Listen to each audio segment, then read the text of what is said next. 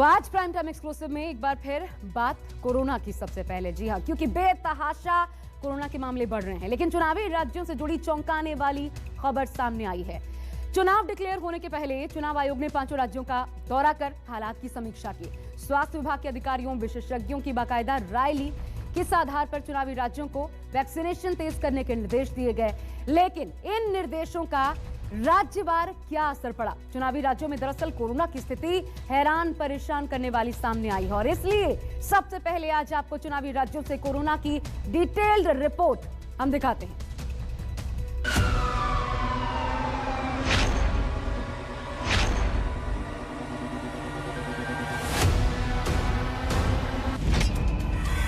देश में third wave की मार।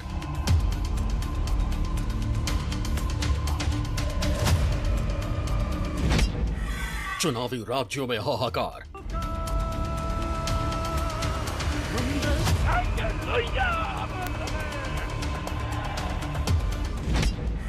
बढ़ रहा है संक्रमण का दर।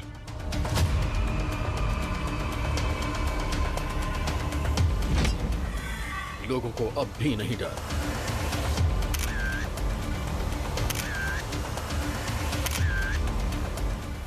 देश के 5 राज्यों में चुनावी तारीखों का ऐलान हो चुका है। आचार संहिता लगते ही चुनाव आयोग की तरफ से भी रैलियों और रोड शो जैसे भीड़ जुटाने वाले तरीकों पर रोक लगा दी गई है। लेकिन ये पॉलिटिशियन हैं, कहां मानने वाले हैं? उस पर से पब्लिक ने भी लापरवाहियों की इंतहा कर छोड़ी है और यही वजह है कि चुनावी राज्यों में कोरोना के मामले लगातार बढ़ते ही नजर आ रहे हैं।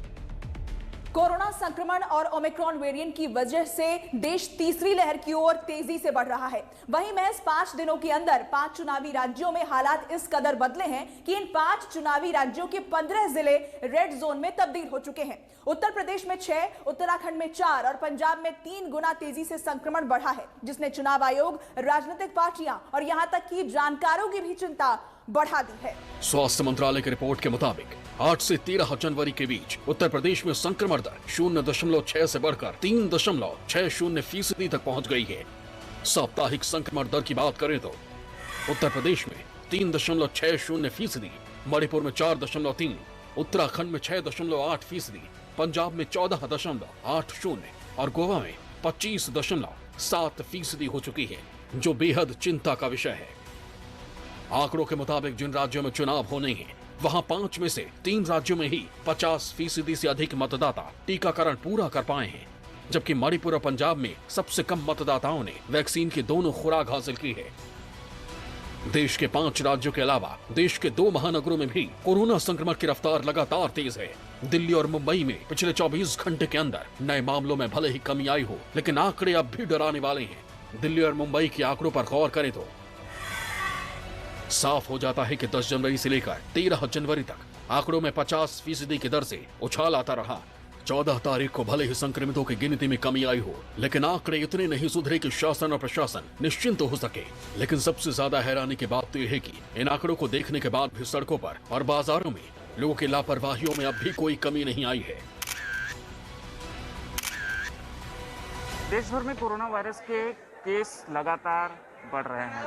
अगर मुंबई की बात कर ले तो मुंबई में पिछले 2 दिनों से राहत भरी खबर है कि रोजाना दर्ज हो रहे केसेस में जो है गिरावट देखी गई है। लेकिन कहीं ना कहीं प्रशासन की चिंता जो है वो बढ़ाने का काम बड़ी बड़ी सब्जी मंडियां और पब्लिक प्लेसेस कर रहे हैं। वहाँ पर भीड़ जो है लोगों का कम नहीं हो रहा है।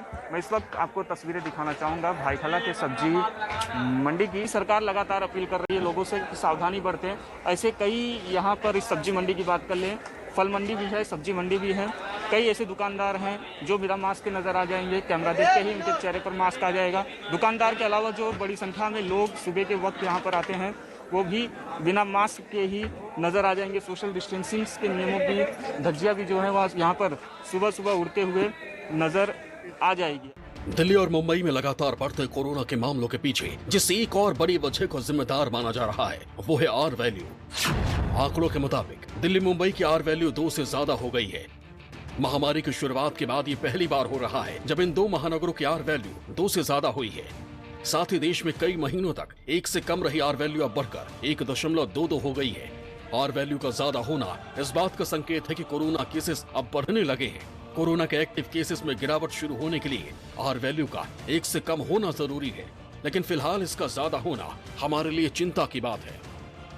कोविड-19 वायरस हमारे देश में major cities like Delhi, Bangalore और कलकत्ता, बॉम्बे में फैल रहा है और आर वैल्यू दिखाती है कि नियरली 2 के करीब पहुंच चुकी है, जो कि एक मैथमेटिकल मॉडल है पता करने के लिए कि कितनी ट्रांसमिसिबिलिटी एक आदमी दूसरे आदमी को फैलाती है।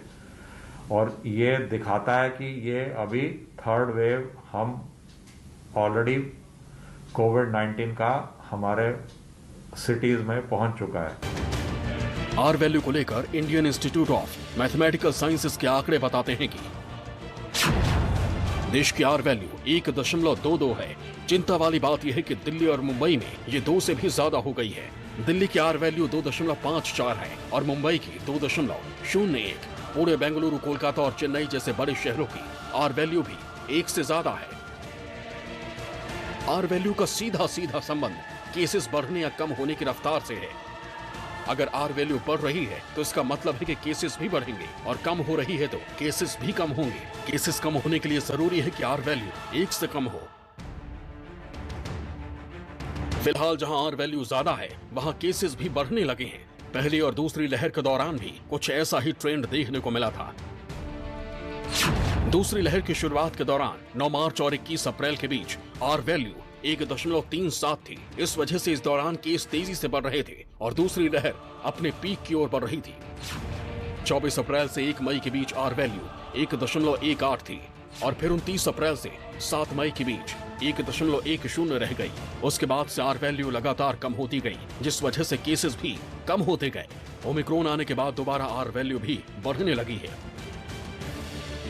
लेकिन आंकड़ों के इतर सच्चाई ये है कि कोरोना को लोगों की लापरवाही का फुल सपोर्ट मिल रहा है और इसी वजह से महामारी फल फूल रही है।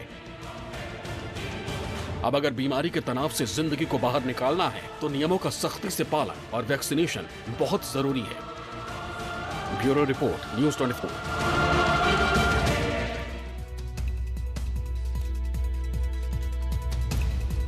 तो इधर देश के लिए चुनाव और लोगों की लापरवाही एक बड़ी चिंता बनी हुई है। दूसरी तरफ देखिए, वैक्सीनेशन के जरिए कोरोना को काबू करने की कोशिशें भी जारी हैं, लेकिन अब तीसरी वेव ने बच्चों के लिए खतरा बढ़ा दिया है। हालांकि आपको बता दें, इसको लेकर स्टडी भी सामने आ रही है। इधर सरकारों ने दावा किया है तीसरी लहर से बच्चों को नुकसान नहीं होगा, लेकिन जानकारोों का मानना है कि बिना वैक्सीनेशन के बच्चे भी कोरोना के टारगेट पर हैं। ऐसे में बच्चों को महामारी से बचाने के लिए क्या हो सकते हैं उपाय, देखिए हमारी इस एक्सक्लूसिव रिपोर्ट में।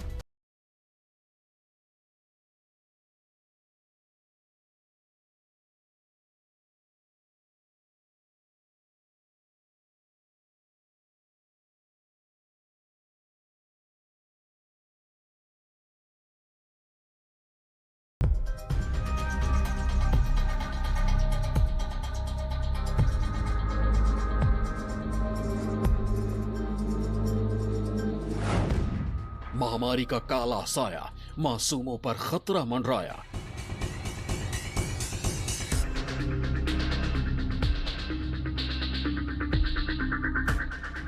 तीन साल के हो चुके कोविड ने पूरी दुनिया को खून के आंसू रुलाए हैं और इस महामारी ने जिन्हें सबसे ज्यादा प्रभावित किया वो थे मासूम और छोटे बच्चे। खेलने कूदने और भागने दौड़ने की उम्र को खोते जा रहे बच्चों की जिंदगी एक तरफ घरों में कैद हो गई है, तो वहीं कोरोना की तीसरी लहर भी बच्चों के लिए मुसीबत बन रही है। कोरोना के इस काल में माता पिता की सबसे बड़ी चिंता यही है कि उनके बच्चे कोरोना के चपेट में ना आ जाएं। अगर आ भी जाते हैं तो कोरोना उनके लिए घातक ना हो। तो ऐसे में किस तरीके से परेशानी हुई? बिल्कुल, अभी जब सेकेंड वेव आया तो हमारे घर में भी सबको कोविड हुआ। सबसे पहले मेरे बड़े बेटे को ही कोविड हुआ, उसको कोल्ड कफ हुआ। सो हमने उसका टेस्ट करवाया जिसमें कोविड पॉजिटिव आया। उसी के थ्रू पूरे घर में सबको कोविड पॉजिटिव हो गया। बट डॉक्टर से बात की तो डॉक्टर ने ये बोला कि ज़्यादा घबराने की ज़रूरत नहीं है, बच्चों का इम्यूनिटी पावर काफ़ी स्ट्रॉन्ग होता है। सो आप उनको नॉर्मल मेडिसिन देंगे जिससे कि बच्चा रिकवर कर लेगा। तो डॉक्टर से हमने बात की और हमें बहुत कंफर्टेबल रहा कि ठीक है, बच्चे जल्दी रिकवर कर रहे हैं, जो हम अभी भी देख रहे हैं। सर्दी जुकाम जैसे बिल्कुल नॉर्मल पहले भी था और अभी भी जो हुआ वो अभी भी बच्चे को सेम, पहले भी सर्दी जुकाम ही था जो बहुत जल्दी रिकवर हुआ। इस बार भी सेम सर्दी जुकाम है। भारत समेत पूरी दुनिया में सबसे ज्यादा मामले कोरोना के ओमिक्रॉन वेरिएंट के सामने आ रहे हैं, लेकिन अभी भी कई जगहों पर डेल्टा वेरिएंट का असर देखने को मिल रहा है। जानकारों के मुताबिक SARS-CoV-2 वायरस सभी लोगों को संक्रमित करता दिख रहा है। वयस्क हो या बच्चे, इस वायरस ने सभी लोगों को समान रूप से प्रभावित किया है। कई रिसर्च में सामने आया है कि बच्चों ने वायरस के खिलाफ बेहतर और मजबूत प्रतिरक्षा प्रतिक्रिया दिखाई है। हालांकि स्वास्थ्य विशेषज्ञ उनमें अभी भी संक्रमण का खतरा ज्यादा मान रहे हैं। हालांकि बच्चों में ACE2 रिसेप्टर की वजह से फर्स्ट और सेकंड वेव में कोई गंभीरता नहीं देखी गई है। मेजॉरिटी एसिम्टोमेटिक या माइल्ड सिम्टम्स के साथ ही थे और हॉस्पिटलाइजेशन या ICU केयर की भी उतनी ज़रूरत नहीं पड़ी है। और बच्चों के अंदर अगर हम अडल्ट पॉपुलेशन से कंपैरिजन करें तो उनमें जो कोमॉर्बिड है उनकी संख्या काफ़ी कम है। हालांकि जो कोमॉर्बिड वाले बच्चे हैं उनको विशेष तौर पर ध्यान रखने की ज़रूरत है, लेकिन क्योंकि बच्चों के लिए कोविड ट्रीटमेंट प्रोटोकॉल के अंदर भी कोई बहुत अधिक चेंज नहीं आया है, ऐसे में पेडियाट्रिक पॉपुलेशन को सेफ रखने के लिए एक तो प्रिवेंटिव वे है, जिसके लिए बच्चों के आसपास एक प्रोटेक्टिव लेयर क्रिएट करना होगा। इसके लिए हमें सभी पेरेंट्स और गार्जियंस को अलर्ट रहने की जरूरत है। ICMR ने बच्चों में कोरोना वायरस के असर को समझने के लिए 8 राज्यों में एक स्टडी की, जिसमें पाया गया कि आधे से ज्यादा बच्चों को दूसरी लहर में डेल्टा वायरस ने अपना शिकार बनाया। कुल 583 सैंपल में से 512 की जीनोम सीक्वेंसिंग हुई। इनमें से 372 में वेरिएंट ऑफ कंसर्न मिले। तकरीबन 66% बच्चों के सैंपल में डेल्टा वेरिएंट मिला। 9% सैंपल में कप्पा वेरिएंट सामने आया। 7% सैंपल में अल्फा वेरिएंट की पुष्टि हुई, जबकि 5% सैंपल में बीटा वेरिएंट का असर देखने को मिला। ICMR की स्टडी में देखा गया है कि कोविड का डेल्टा वेरिएंट जो काफी प्रीडोमिनेंट वेरिएंट रहा है, जिसने बच्चों को सेकेंड वेव में काफी ज्यादा प्रभावित किया था। और ना सिर्फ डेल्टा के बल्कि स्टडी के अनुसार बच्चों में वेरिएंट ऑफ कंसर्न भी मौजूद थे। कोविड के वो वेरिएंट ऑफ कंसर्न जो ज्यादा तेजी से फैलते हैं या ज्यादा सीवियर इन्फेक्शन फैला सकते हैं, जैसे अल्फा और डेल्टा वेरिएंट, उनसे भी बच्चे इन्फेक्ट हुए थे। वहीं डेटा के अनुसार 37.2% बच्चों में सिम्टम्स देखे गए थे, जिनमें ज्यादातर सिम्टम जैसे कि फीवर, कफ, रनी नोज या सोर थ्रोट, ऐसे ही सिम्टम जो कि ज्यादातर अडल्ट्स के अंदर भी थे। और जो 4th सीरो सर्वे की रिपोर्ट आई थी उसके अनुसार 50% से ज्यादा बच्चों में सीरो पॉजिटिविटी रिपोर्ट देखी गई थी। कोरोना की शुरुआत और पिछले साल मची कोरोना तबाही के बाद से बच्चों को लेकर न सिर्फ परिवार बल्कि सरकार और डॉक्टर भी सचेत हैं। बच्चों को कोरोना से बचाने और उनकी देखभाल के लिए तैयारियां और स्पेशल हॉस्पिटल्स की तैयारियां भी पूरी की जा चुकी हैं। डॉक्टर्स के मुताबिक दूसरे आयु वर्ग की ही तरह बच्चों में भी अमूमन एक जैसे लक्षण देखे जा रहे हैं। बुखार, थकान, खांसी और गंध और स्वाद की कमी जैसे कोरोना के लक्षण बच्चों में सामान्य हैं। कुछ रिपोर्ट्स में बच्चों में मल्टी सिस्टम इन्फ्लेमेटरी सिंड्रोम के मामले अधिक देखे गए हैं। ऐसे हालातों की वजह से बच्चों के हृदय, फेफड़े, रक्तवाहिकाओं, गुर्दे, पाचन तंत्र, मस्तिष्क, त्वचा या आंखों सहित शरीर के विभिन्न अंगों में गंभीर सूजन आ सकती है। स्वास्थ्य मंत्रालय ने भी साफ किया है कि बच्चों में आमतौर पर केवल पैरासिटामोल से काम चल जाता है और उन्हें हार्ड दवाएं देने की जरूरत नहीं पड़ती, लेकिन जरूरी है कि किसी भी तरह की समस्या आने पर घरेलू उपचार से पहले डॉक्टरी सलाह ली जाए। हम यहाँ पर काफ़ी कोरोना के केसेस देख रहे हैं बच्चों के अंदर, और बच्चों के अंदर जो मेन लक्षण है उसके अंदर बुखार, वॉमिटिंग्स, लूज मोशंस और पेट में दर्द है। ज़्यादातर बच्चों के अंदर लक्षण 3 से 4 दिन के अंदर ख़त्म हो रहे हैं और बहुत ही कम बच्चों को हॉस्पिटलाइजेशन की जरूरत पड़ रही है। पेरेंट्स को चाहिए कि बच्चों के अंदर ज़्यादा स्ट्रॉन्ग दवाइयों का इस्तेमाल ना करें। बुखार के लिए सिर्फ पैरासिटामोल दवाई काफ़ी है, और अगर बुखार बहुत ज़्यादा तेज है तो नॉर्मल पानी की पट्टी भी कर सकते हैं। उल्टियों वगैरह के लिए भी सिंपल मेडिसिन का यूज़ करें, और स्ट्रॉन्ग मेडिसिन जैसे कि ब्रूफिन या आइबुप्रोफेन वगैरह का इस्तेमाल कम से कम करें। उसके अलावा पानी की मात्रा ज़्यादा दें बच्चों को, ताकि बच्चे के पेशाब के ऊपर ध्यान रहे कि बच्चे के पेशाब की मात्रा ठीक से हो रही है या नहीं हो रही है। ओमिक्रॉन को लेकर सामने आई रिपोर्ट में वैसे तो बच्चों के लिए कोई विशेष खतरा नहीं बताया जा रहा है, लेकिन विशेषज्ञों का मानना है कि अभी तक बच्चों को वैक्सीन नहीं लग पाई है। ऐसे में इनके वायरस की चपेट में आने की आशंका दूसरे आयु वर्ग वाले लोगों की तुलना में अधिक हो सकती है। भारत में फिलहाल 15 से लेकर 17 साल तक के बच्चों के लिए वैक्सीनेशन की इजाजत दी गई है। उम्मीद है कि बहुत जल्द ही और कम उम्र के बच्चों के लिए वैक्सीन उपलब्ध होगी। लेकिन जब तक सभी उम्र के लिए वैक्सीन का सुरक्षा कवच नहीं आ जाता, तब तक जरूरत है सावधानी बरतने की और बच्चों के खान पान से लेकर उनके स्वास्थ्य का पूरा ख्याल रखने की, जिससे हम अपने नौनिहालों के भविष्य को स्वस्थ रख सकें। दिल्ली से पल्लवी झा के साथ ब्यूरो रिपोर्ट, न्यूज़ 24। नमस्कार, मैं हूं मानक गुप्ता। अगर आपको हमारा ये वीडियो पसंद आया हो तो इसे लाइक और शेयर जरूर करें, और हां, हमें सब्सक्राइब और फॉलो करना ना भूलें ताकि आप देश और दुनिया की कोई खबर मिस ना करें। तो जुड़े रहिए हमारे साथ और देखते रहिए न्यूज़ 24।